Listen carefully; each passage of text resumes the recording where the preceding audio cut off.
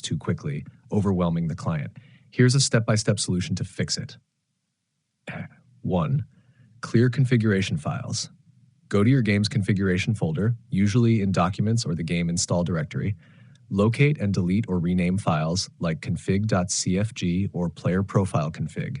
This resets the game to default settings, preventing corrupted or overloaded commands. Tapper 2. Reduce key bindings, macros. Check if you're using complex keybinds or macros. Remove unnecessary keybinds and scripts that might send multiple commands at once.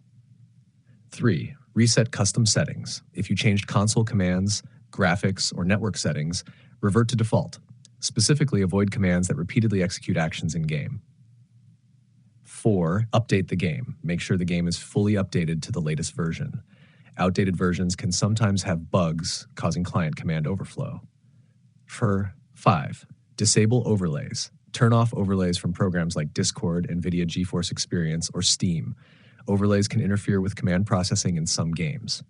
6. Verify game files. Use the launcher, Steam, Battle.net, or Epic Games to verify integrity of game files. This replaces missing or corrupted files that could trigger command overflow. 7. Reinstall the game. If the above steps don't work, uninstall and reinstall the game. Ensure no residual files are left behind that could conflict. Avoid sending multiple inputs rapidly, like holding multiple keys or buttons simultaneously.